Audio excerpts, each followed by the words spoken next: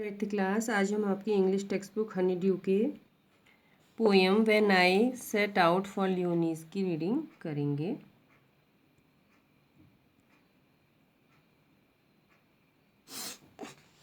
As a young apprentice architect, British poet and novelist Thomas Hardy once visited a parish to supervise the restoration of a church. On his return from the parish, people noticed two things about him: a new glow in his eyes and a crumpled piece of paper sticking out of his coat pocket. That paper, it is recorded in one of his biographies, contained the draft of a poem. You are going to read that very poem inspired by a visit to a place which the poet calls Lyonnaise. When I set out for Lyonnaise, 100 miles away, the rhyme was on the spray and starlight lit my lonesomeness. When I set out for Lyonnaise, 100 miles away. What would be chance at Lyonnaise while I should sojourn there? No prophet durst declare, nor did the wisest wizard guess what would be chance at Lyonnaise while I should sojourn there. When I returned from Lyonnaise with magic in my eyes, all marked with mute surmise, my radiance fair and fathomless. When I returned from Lyonnaise with magic in my eyes. Thomas Hardy. Now we will read Lesson 8, The Short Monsoon Diary. Before you read, do you know what a diary is? It is a record of personal experiences written day after day over a long period of time. You can also use a diary to note down things you plan to do immediately or in future. One of the most famous diaries published as a book is The Diary of Anne Frank. Here are a few extracts from Ruskin Bond's diary in which he portrays the silent miracles of nature and life's little joys and regrets. Read on. Part 1. June 24, the first day of monsoon mist, and it's strange how all the birds fall silent as the mist comes climbing up the hill. Perhaps that's what makes the mist so melancholy.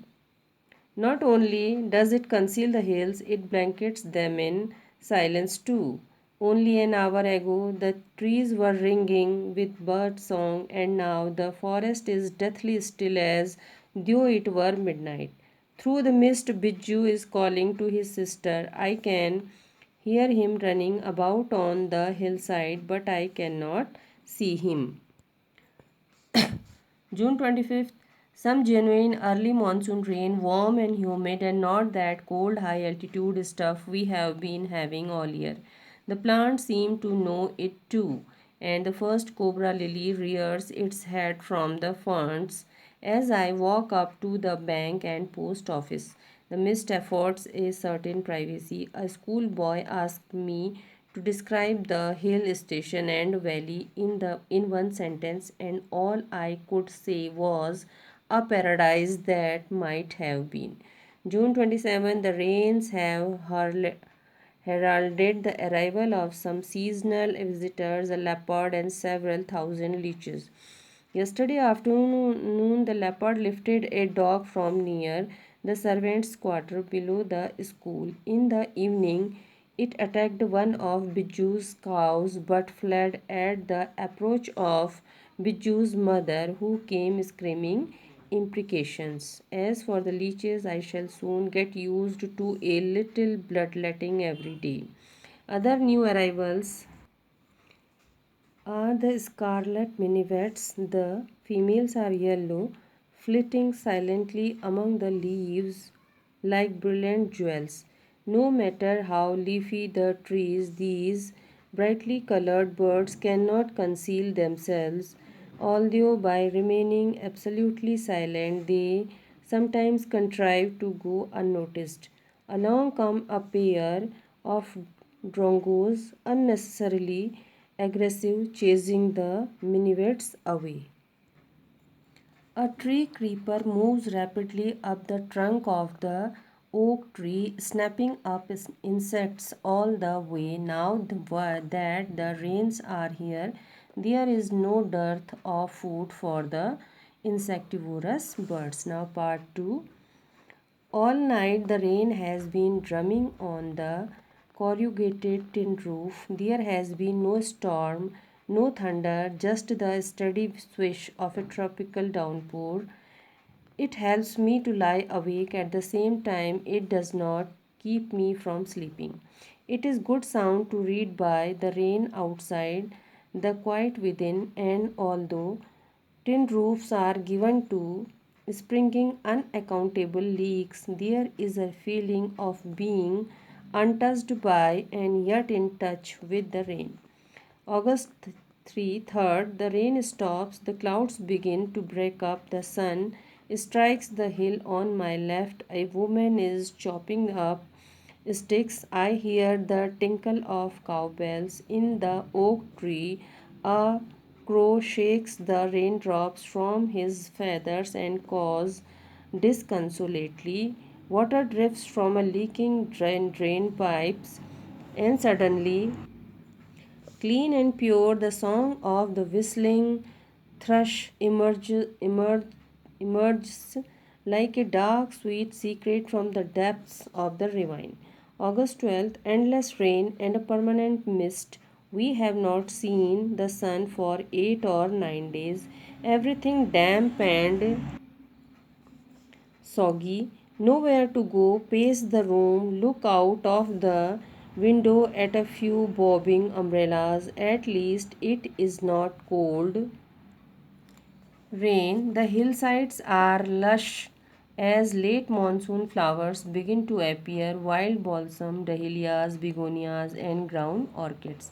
August 31st, it is the last day of August and the lush monsoon growth has reached its peak. The seeds of the cobra lily are turning red, signifying that the rains are coming to an end. In a few days, the ferns will start turning yellow, but right now they are still firm, green, and upright. Ground orchids, mauve lady's slipper, and the white butterfly orchids put on a fashion display on the grassy slopes of Landor. Wild dahlias, red, yellow, and magenta, rears their heads from the rocky crevices where they have taken hold. Snakes and rodents, flooded out of their holes and burrows, take shelter in roofs, attics, and godowns. A shrew, weak of eyesight, blunders about the rooms, much to the amusement of the children. Don't kill it, admonishes their grandmother. Chuchundars are lucky, they bring money. And sure enough, I receive a check in the mail, not a very large one, but welcome all the same. October 3rd, we have gone straight from monsoon into winter rain, snow at higher altitudes. After an evening hailstorm, the sky and the hills are suffused with a beautiful golden light. January 26th, winter reigns in the hills, in the hushed silence of the house.